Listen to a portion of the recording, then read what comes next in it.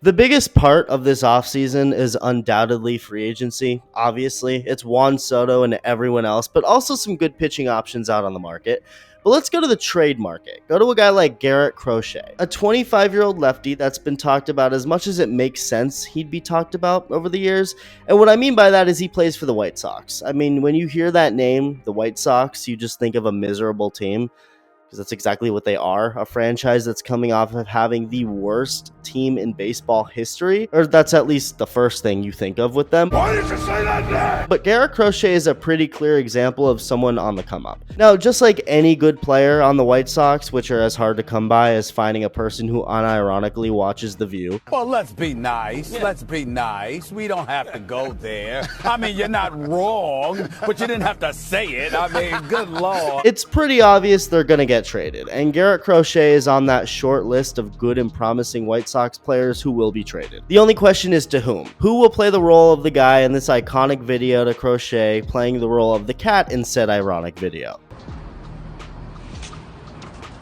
I'm gonna get you out of here. I promise you, I'm gonna get you out of there. You don't belong in there. I'm gonna get you out. The top teams to trade for him are reportedly the Red Sox, Dodgers, and Orioles. That's what's expected to be the most likely landing spots, and what's interesting is a team not on that list, the Yankees, who could of course trade for him too. There's some questioning info though. According to Talkin' Jake at John Boy, MLB insider Jeff Passan told him that Jason Dominguez and Spencer Jones isn't enough to get Garrett Crochet. Dominguez has been the most highly touted prospect for the Yankees for years. He's only 21 years old, and Spencer Jones is the number 2 prospect for the Yankees. That apparently would not be enough for Crochet from a White Sox perspective, but what makes this weird is the reported talks between the White Sox and Red Sox. Apparently the White Sox are open to Wilyer Abreu headlining a trade for Crochet, meaning he'd be the top name in the return to Chicago, although obviously not just him. It would be at least a few more players attached, but that to me is strange. Wilyer Abreu, a 25-year-old, just had a really good rookie year. He put up good offensive numbers and won a Gold Glove for the outfield. He just won it. He's obviously a good player the White Sox would be getting, but Dominguez definitely, and Jones from the Yankees both seem to have higher ceilings and potential talent than Abreu, while both being younger. Yet that's not enough for a trade with New York, but a trade with the Red Sox would work with Abreu being the best name. I just found that interesting, but whoever ends up giving the White Sox what they want and getting Crochet would, at least in the way I see it, be in fantastic hands. Crochet is a guy who has about to hit his prime written all over him. He's never put up an insane season, but he's put together bits and pieces of what could be insane for the future. He was drafted by the White Sox in June of 2020 before pulling a Chris Sale and making his major league debut that same season. Someone who also did that with the White Sox 10 years earlier. And it's pretty obvious that Crochet, even though just months removed from being a college student that year, was ready for the big leagues. His stuff was just that good. It's always been. He has a deceptive delivery, throws in the high 90s, and touches triple digits with his fastball with a nasty sweeper and cutter. That plays. He pitched 6 innings to end 2020, but didn't give up a run and struck out 8 hitters. Continued as a reliever in 2021 for his first full season, his rookie season, and was pretty damn good, but unfortunately got what's expected from any pitcher nowadays. Tommy John surgery, and would miss all of 2022 and throw just 13 innings after returning in late 2023. But by 2024, his first full year back from surgery, Crochet was no longer a reliever. He was a big league starter, and this is what he'll be expected to be the rest of his career. So he threw far more innings than ever before this past season, obviously, and what was the end result? Being named an All-Star. Get this, the only White Sox All-Star for 2024. Crazy, right? Almost as crazy as if Jeffrey Epstein killed himself. So the most obvious thing ever, as Crochet would go on to throw a scoreless inning in the All-Star game. So while the White Sox were making history by how bad they were, Crochet didn't succumb to that peer pressure and decided to do his own thing and be good.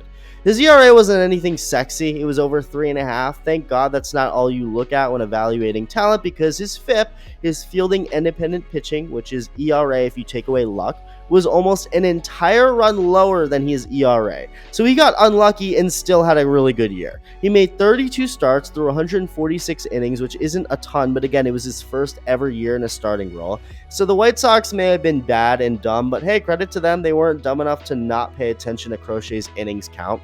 can't expect the guy to go 7 or 8 innings in his first year ever starting after coming off elbow surgery too. And they also had to, of course, know he'd be a good trade option and keep him healthy to get to where we are now, where he is a big important piece to get prospects and young players to help for their future.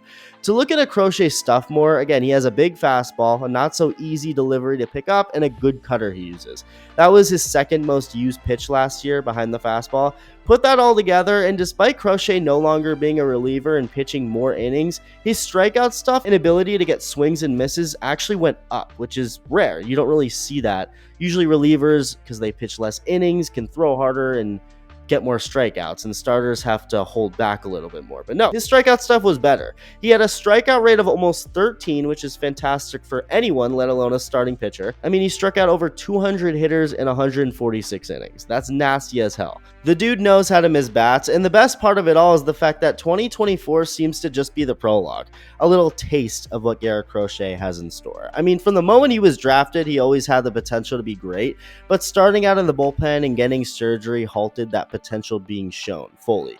But now, after 2024, a year that featured Crochet being a top strikeout pitcher in all of baseball, while still only being 25 years old and getting unlucky in the process, this guy has Cy Young candidate written all over him. It's really exciting to see what he will do moving forward, and it doesn't really matter who he goes to.